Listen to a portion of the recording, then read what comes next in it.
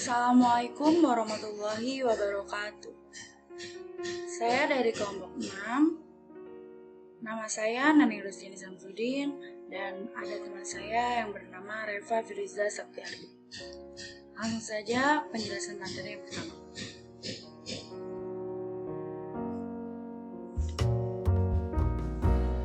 Definisi mendengar aktif. Mendengar aktif adalah sebuah sikap memperhatikan dan mendengarkan setiap perkataan atau perbincangan orang lain. Sikap mendengarkan yang terfokus dan selalu memberikan respon-respon komunikasi nonverbal dan verbal yang sebenarnya dan verbal yang sederhana. Dan ada poin-poin penting dalam melakukan mendengar aktif, yaitu yang pertama, sikap memperhatikan. Yang kedua, bersikap diam. Yang ketiga, halangan. Dan ada pun keuntungan mendengar aktif. Pasien merasa didengar dan dipahami. Pasien merasa dirinya penting atau berharga. Pasien menjadi percaya dan nyaman. Dan terjalin kerjasama yang baik.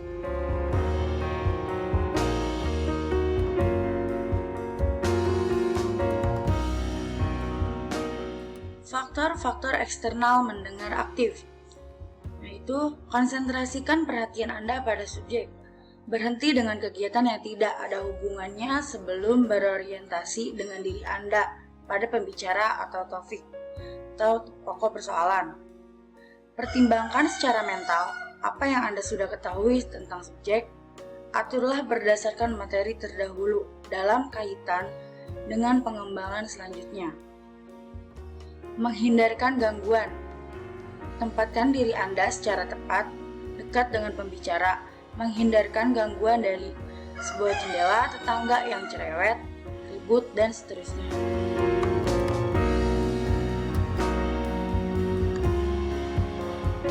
Mendengar secara aktif. Yang pertama, menjadi arah lain berkonsentrasi pada komunikasi dengan orang.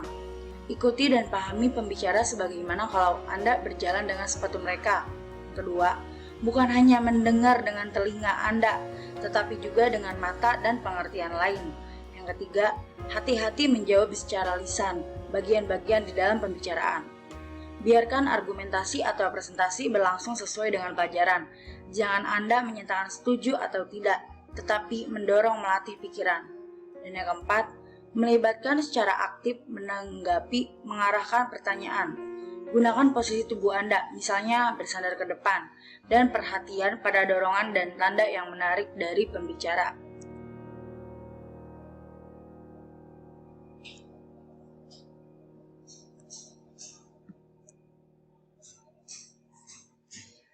Keterampilan mendengar.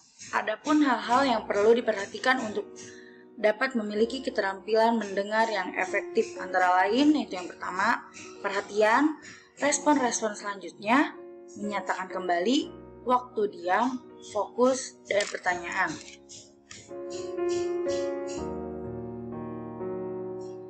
Adapun jenis pertanyaan, yaitu yang pertama, pertanyaan pengetahuan, yang kedua, pertanyaan yang mengandung unsur suruhan, pertanyaan pemahaman, pertanyaan penerapan, pertanyaan sintesa, dan yang terakhir pertanyaan evaluasi.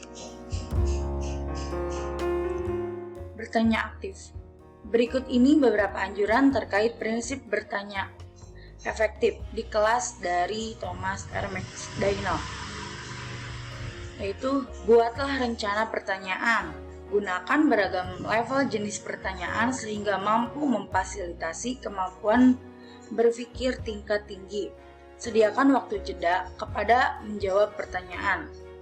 Menahan diri untuk tidak segera memberi opini terhadap jawaban pada jenis pertanyaan yang menuntut kemampuan berpikir tinggi. Jangan bermain aman. Maksudnya, jangan berikan pertanyaan yang kita sendiri sebagai guru sudah tahu jawabannya. Berikanlah pertanyaan yang kita sendiri juga belum tahu jawaban pastinya itu seperti apa. Dengarkan secara saksama setiap jawaban. Berikan penguatan positif atas jawaban. Gunakan teknik bervariasi dalam meminta jawaban pertanyaan. Ajarkan bagaimana cara menjawab pertanyaan dan bagaimana cara membuat pertanyaan. Dan ada teknik mendengar aktif. Dalam proses komunikasi, tentunya kita sebagai konselor harus memperhatikan berbagai teknik yang digunakan dalam menyempurnakan serta menunjang jenis konseling yang kita sampaikan. Teknik-teknik yang diperlukan yaitu yang pertama, mendengar aktif. Yang kedua, keterampilan mendasar. Yang ketiga, jenis pertanyaan. Dan yang keempat, bertanya efektif. Dan ada keterampilan mendengar yang akan dijelaskan oleh teman saya, yaitu Reva.